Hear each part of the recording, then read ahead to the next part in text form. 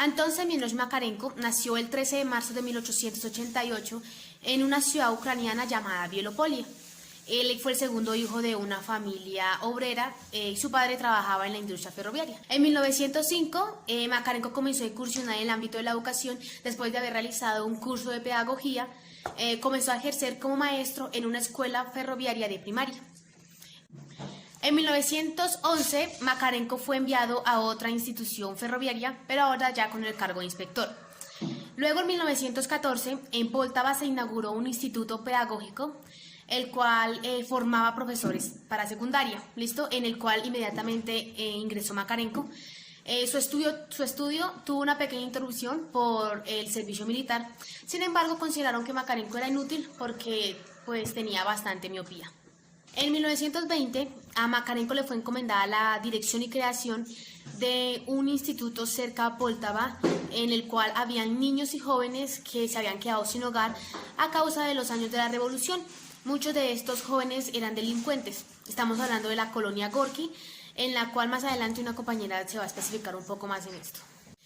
En el verano de 1927, a Makarenko se le encarga la dirección de otra colectividad juvenil infantil situada en Yarkov. Estamos hablando de la comuna Chersinsky, y en esta pues ya Makarenko comenzó a incorporar todos los métodos pragmáticos que había ido descubriendo en la comuna anterior, o sea en York.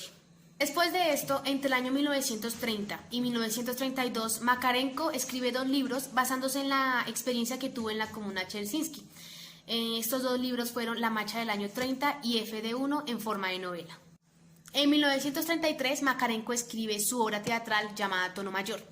Y es en 1935 donde Makarenko escribe su obra más conocida, llamada El Poema Pedagógico. Y en esta, él narra toda su experiencia en la colonia Gorky. En septiembre de 1935, sin interrumpir su relación con la comuna Chersinsky, Makarenko fue destinado al negociado de comunas de trabajo de la República de Ucrania en Kiev. Y ya la última fase de la vida de Makarenko, siendo ya un pedagogo célebre, transcurrió en Moscú, en donde él pudo dedicarse a escribir y publicar acerca de su pedagogía y literatura. Asimismo, a divulgar sus ideas en conferencias, en programas radiofónicos y en artículos periodísticos. Durante estos años, Makarenko publica 3 libros. En 1937 publica el libro para padres. En 1938 publica Conferencias sobre educación infantil.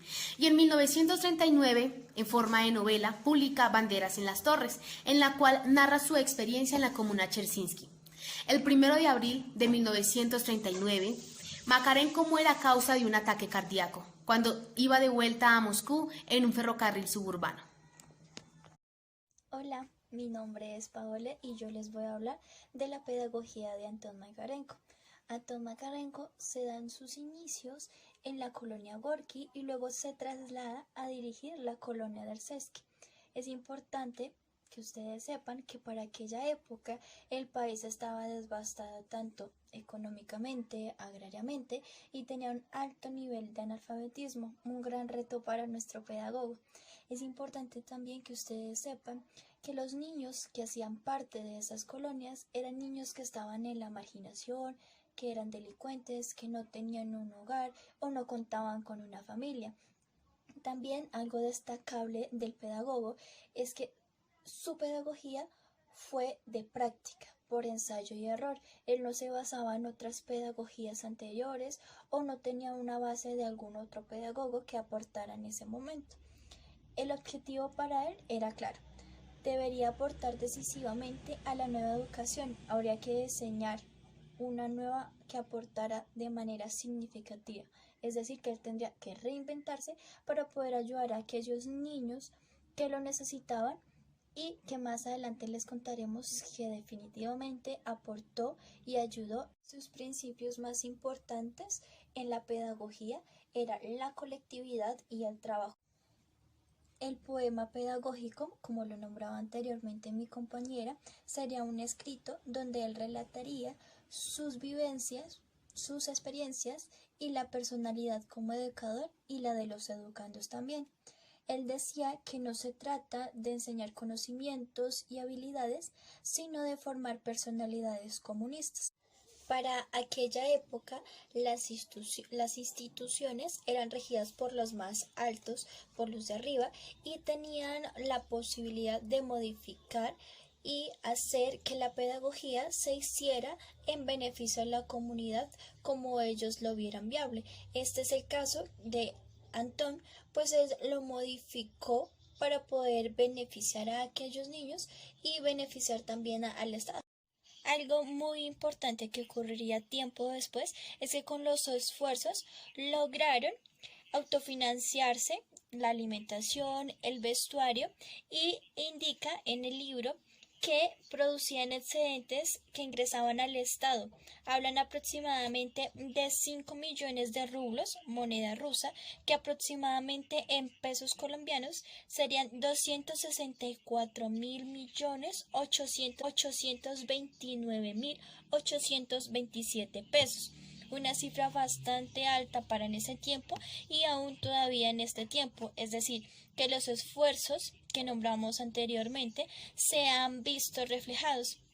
También nos hablan que partían el tiempo de la educación, hacían 5 horas de trabajo escolar y 4 horas de trabajo productivo. De ahí se ven los esfuerzos reflejados de los niños. También decía Makarenko que exigirles un comportamiento perfecto era la clave para poder evolucionar. Bueno, ahora les hablaré acerca pues, de la pedagogía del trabajo. La pedagogía del trabajo se divide en dos conceptos, la pedagogía marxista y la pedagogía marciana.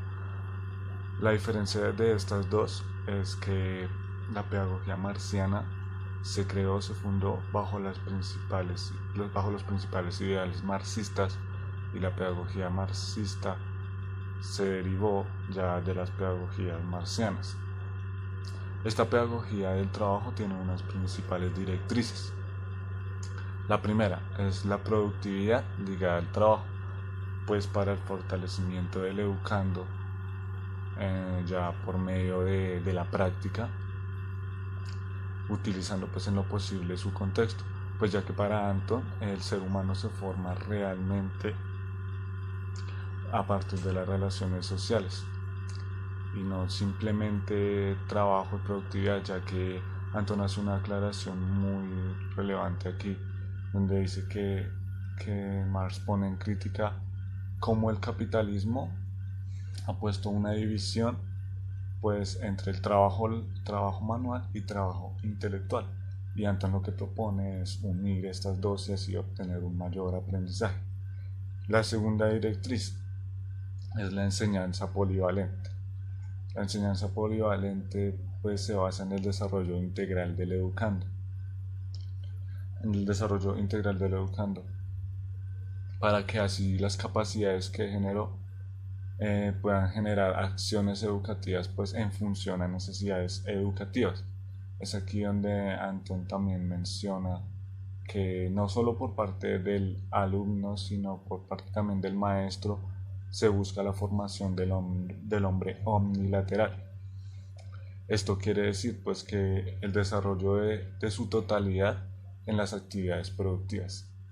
A eso se refería Anton con hombre omnilateral. Bueno, la tercera directriz es la educación pública, ya que en ese tiempo, como se venía bajando bajo un marco económico bastante fuerte como lo es el capitalismo, pues Anton fomentaba y luchaba pues por tener ese derecho y que fuera incluido dentro de su pedagogía, y ya que él tuvo la oportunidad de ofrecer aprendizaje gratuito a muchas personas de allí.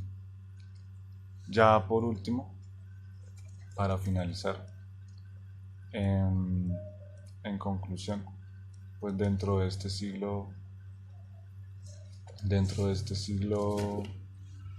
el socialismo y pues la concepción marxista se ha desmantelado en gran medida. Sin embargo, pues se necesitaría un doctrinamismo ultraliberal para poder llevar a cabo una pedagogía dentro de este siglo. Pues dentro de este siglo. pues ya que las demandas de esta pedagogía, como ya lo había mencionado antes, son igualdad de condiciones, igualdad de oportunidades educativas, ya que pues se basaba en ese modelo Anton, en ese modelo marxista, y esto es algo que en este siglo es muy mencionado en los discursos políticos de izquierda y demás. Sin embargo, a la hora de la verdad estamos muy lejos de llegar a ese punto.